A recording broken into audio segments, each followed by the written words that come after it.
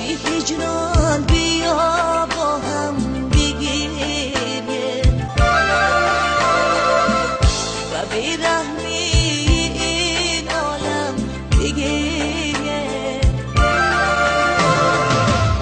برای ما که در آتش نسوزیم رسولی حق گریست ما هم بگیریم.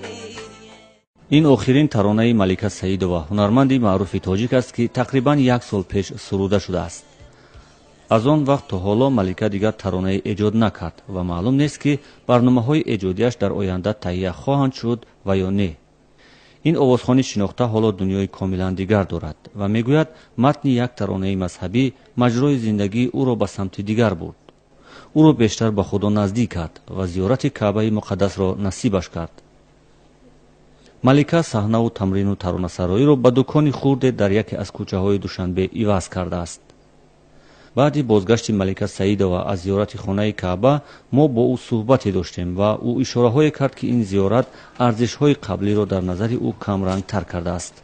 و اون سرود وقتی که آوردن ماه رمضان بود و من الکی ثبت کردم و بعدا مدتی چند خیلی گذشت ماه رمضان بعد مادرم شب لیلة القدر بود هم رو نشستیم سرود خوندم. من حتی نمیدونستم چی کدوم نمودی فرم شدم فرمایشی همون لباسایی که صحنوی داشتم همونایی گرفتم و روی مال مادرم همین خیر کرده پیشان اصلا خوندم همین من تنها دستور داده بودم در شعر الکی من رفته بودم.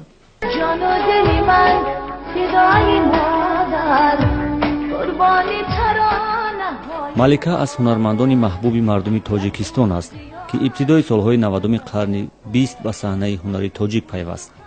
یکی از شعرهای شاعره معروف گلرخسار آن زمان او را همچون هنرمند جوان و صاحب استعداد معرفی کرد. ملکه در طول تقریبا 20 سال اخیر همه ساله یک آلبوم سرودهای خود را نشر میکرد. اما با یک بارگی بریدن او از کسب و پیوستن او به جاده دیگر همتاها و مخلصانش را هم به حیرت آورد و هم محزون کرد.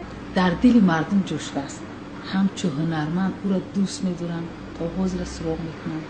بسیار مخلصاشون با ما ایراد میگیرند که بسیار بر وقت از صحنه رفت. ملکه در برابر اون که سراینده بود و گفتم که ترنمگری صدها دلهای علم زده و درمان بود. ببینید من یکی از اون نفر مخلصان ارشدی ملکه سعید هستم و حتی وقتی سروده های خانم ملکه را گوش میکردم قصد داشتم که منم شاگرد ملکه سعید بشوم. هر یک سرودی رو مثلا تا همین سالهای 2008 خواندهش رو من از یاد میدونم. ملکه سعید که امروز خودش رو یک با عنوان زنی مذهبی معرفی کرده است فعلا و پیشه تاجری رو گرفته است، ولی من فکر میکنم که این پیشه تاجری پیشه ملکه نیست. راهی مرا فروزان در زندگی خدایا از مرا نسوزان در زندگی خدایا. در جامعه تاجیکستان در اوج معروفیت تغییر کسب کردن هنرمندان حادثه معمولی نیست و شماره هنرمندانی که بناگاه بیهوده بودن صحنه و آوازخوانی را درک کرده باشند زیاد نیستند. این کسب با آوازخوان شهرت و معروفیت می‌آورد. از او به اصطلاح گل سری سبد می‌سازد. زندگیش را تامین می‌کند و هزاران نفر را شیفته و مخلص او می‌کند. برای از این همه دست کشیدن انسان باید ارزش بزرگتری از این همه پیدا کرده باشد. از شکرانه که همین کتابای با حرف کریلی بسیار است. بسیار کتابا را می‌خواندن.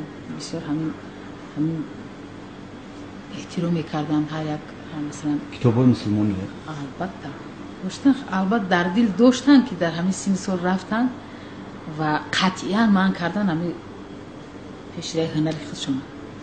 باوری با اون اعتقاد با اون که در واقع از نظر اسلام مثلا حافظی کردن مقبول نیست، موافق مقصد نیست.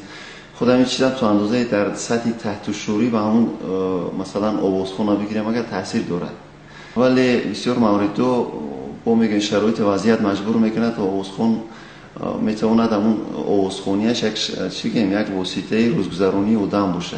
آدم باطناً تیار میشه طول مدت تو و طبیعی است که با همون خودی همون حالت یکون حادثه یکون ظهورات سبب میشه در نظر دیگران گویا که آدم یک باره دیگرگون میشه در آخر باشد یک پروسه طولانی است که ممکن سالها دوام میکنه.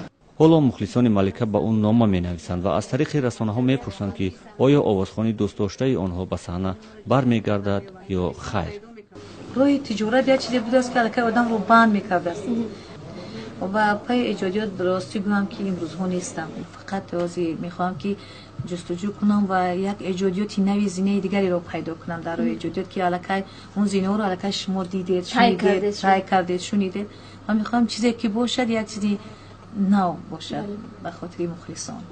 اگر که همون سرودهای مذهبی هم خونن، دینی هم خونن، همون سرودخانه که بوده. یعنی از اونی که شما حالا یک سال روی صحنه نیستید نمیترسید که آواز خودتون از دست میدید و هر گاهی که خواهید شما میتونید آزاد بسازید؟ فکر کنید که مثلا ایدئالی من در زندگی گوگوش است و مدت 20 سالی که روی صحنه گوگوش نبود، بعدن که برآمد آوازش با بهتر و خوبتر بود و فکر میکنم که آواز خوب هیچ وقت دنیا نخسته میشود، نمیرنده است.